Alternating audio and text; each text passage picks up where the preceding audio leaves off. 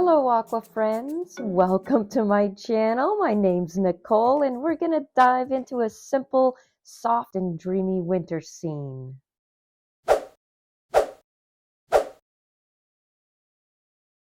Okay, so let's go over the supplies. I actually used this Behong watercolor pad.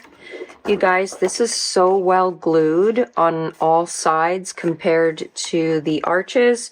I find if you put too much water on the arches pads, they will pull up and let go from the glued edges, but not this paper. And as far as brushes, I did use my black silver brushes. I used 4s, 8s, a nice flat brush to do your wash. Will get in a lot of the moisture on your paper. Of course, I always use a spray bottle. I have my bucket of water here too that I love this because it's got a very wide base and it's got 3 sections so you can keep your water nice and clean. If you still want a border, you could use tape to tape down the border. And of course, paper towel will be another thing that you're going to need. Now, I'm going to bring over my ceramic palette. This is super heavy. It's very, very nice to work with. So if you ever want to treat yourself, I would highly recommend this. So for the blues, I did use a cobalt blue. So I got some different blues in here, as well as some Peruvian blue, quin red, and quin scarlet. And then the ISO yellow deep, and of course some of my greens. Mostly I used sap green. Also for the branches, just a tiny bit of the burnt sienna here as well. I also used a script liner brush. Any script liner brush will do for doing the branches.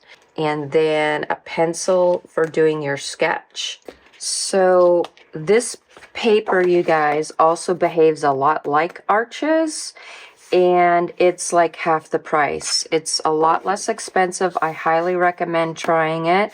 And I will have the link for all the supplies in the description of the video if you want to check that out. So let's get started.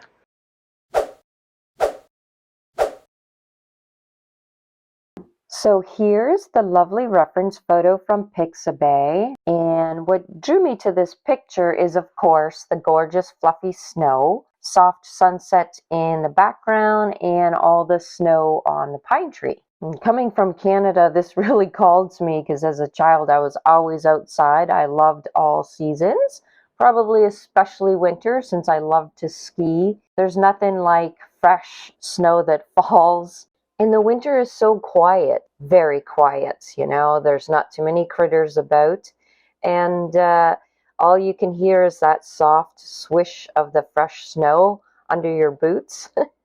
And you feel the coldness on your cheeks, but you're all bundled up. If anybody is from the north, let me know in the comments below and share some of your adventures with me.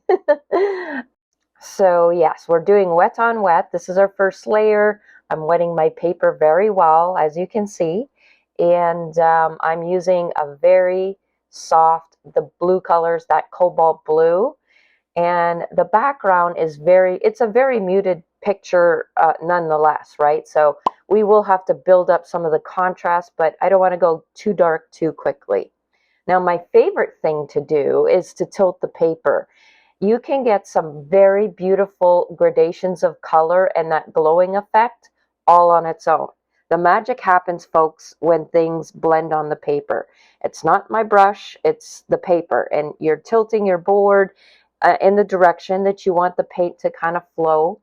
And I don't know, watercolor's just the coolest thing. You watch, you're watching the magic happen. And, you're like, oh my God, I can't believe I did this. But it's not really. It's just the thing that it does. It does it all by itself. And so I'm adding a little bit more of the gold color, which is my ISO yellow deep. I am not going to pronounce that full name because I have no idea how to pronounce it. Anybody know? Anybody know how to pronounce that? Please let me know. Oh my God. Okay, so I'm in a conundrum here. I'm tilting my paper, folks, to see if I could add more paint And I'm seeing dry spots, so don't do it. Don't do it. If your paper is drying, you'll be sorry. You will be sorry. You will get some blooms. And if you want that soft, dreamy background, it's best just to let your paper dry. And so that is what I'm doing. So go grab a cocoa. I'll meet you back here in a second.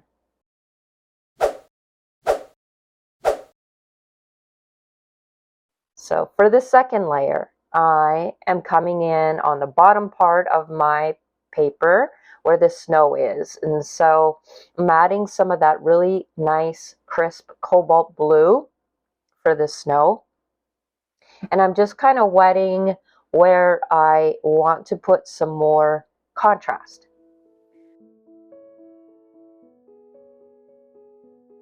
So I know that the horizon line needs to be darker. So I am wetting that area now.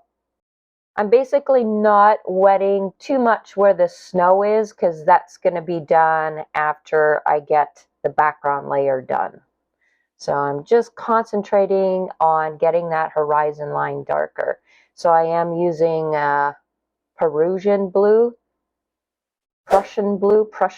See, I don't know how to pronounce anything, guys. It's pretty bad. I have to brush up on my vocabulary for that stuff. But anyways, it is a darker blue. It's very pretty, and it's going to give me the more contrast that I need.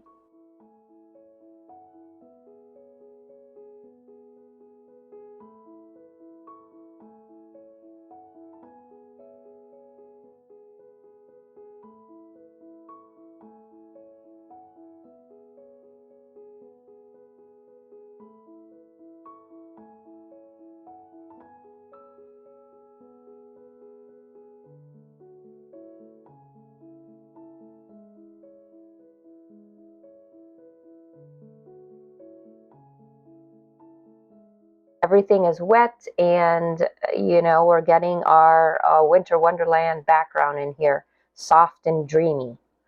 So I'm mixing some of my red with the blues, and you can see that now things are a little bit purple. So wherever I see the shadows and the reflections, that's where I'm adding the color.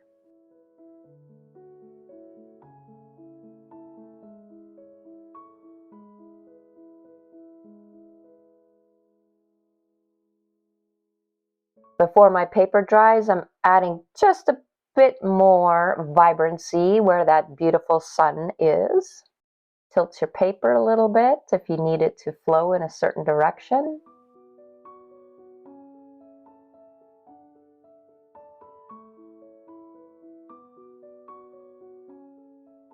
Just blending out my horizon line a little bit.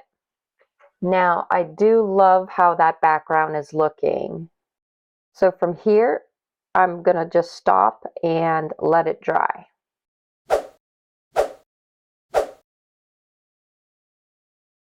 So now's when we're going to just draw in your branch. So I'm just loosely drawing in where that branch is in the reference photo.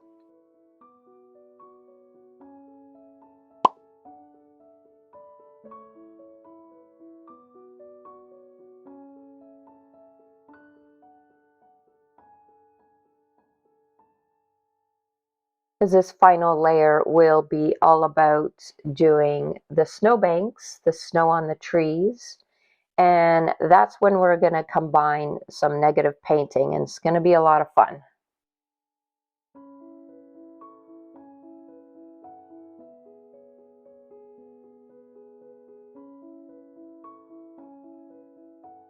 So where I want to put the reflections on the snow, I'm wetting those areas first so that it's going to be nice and soft.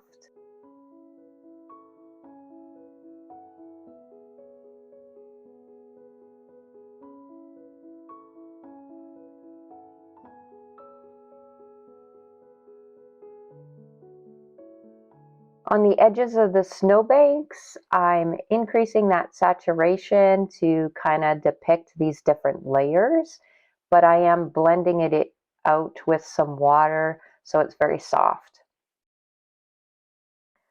So I'm just working little areas at a time, wetting them, adding these reflections, the blues, the purples. There's even some areas where the greenery of the branch is kind of shining on the snow. So I'm adding in all these colors that I'm seeing in the reference photo.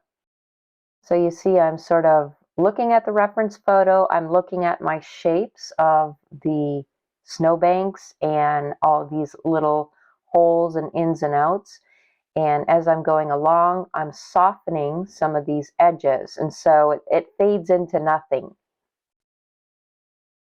And you're sort of defining the snow with the shadows. And so it's a dance between the lights and the darks and, your shadows. So this creates a sense of depth in the painting using these positive and negative spaces.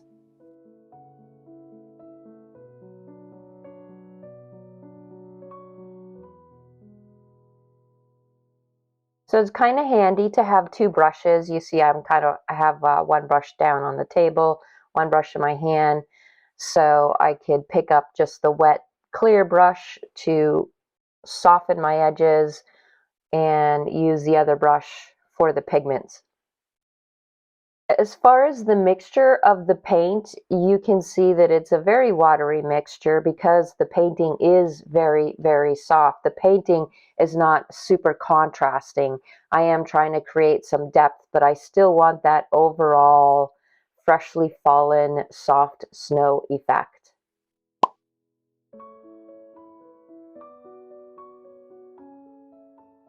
So I'm actually just enjoy, creating these snowbanks and these different areas of the snow that are layered. And I'm taking my time with this and adding in those colors, coming in with a little bit of that green I'm seeing.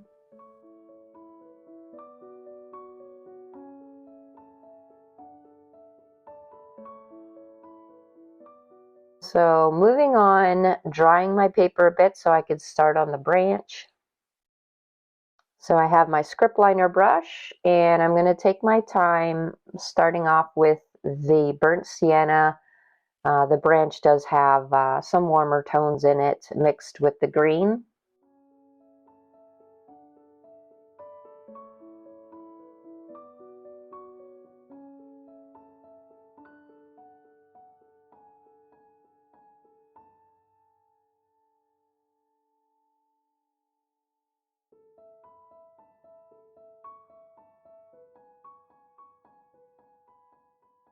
So we are in the home stretch here with the branch, just adding all these little pine needles and the details and just enjoying the process. Now, if you want to know how to do a full pine trees, kind of like forest, how I do that in watercolor, there are different techniques I use, and it's not using white gouache.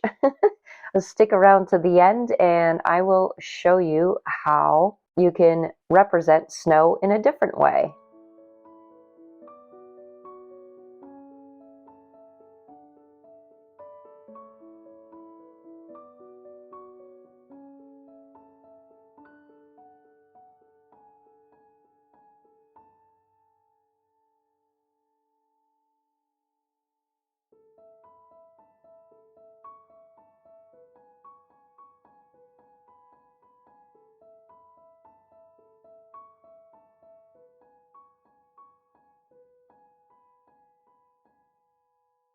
So I'm just concentrating on making some hashtaggy marks here for the lattice work of the pine needles in this bottom corner here.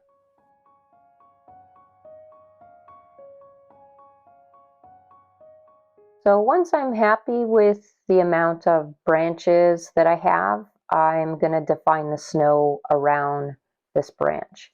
And so I'm wetting around the snow clump. This is where negative painting comes in.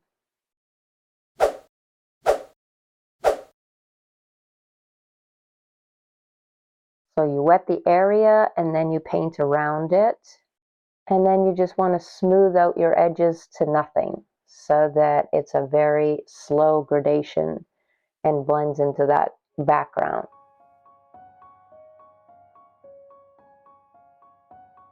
So I'm going to do all the clumps of snow in the same manner. You could kind of squint at your reference photo and see where you need to put these hard edges and where the snowbanks are. Felt like I needed more shadows underneath that branch there, so I'm adding more blues.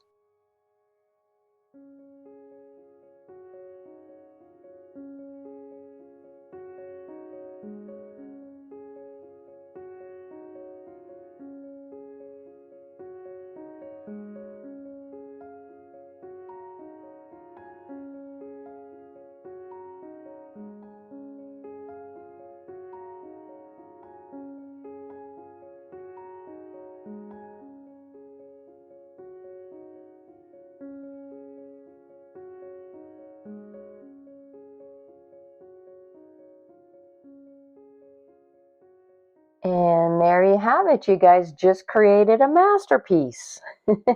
If you did use some tape, you can take that off now and let your paper dry really good before you take it off the block.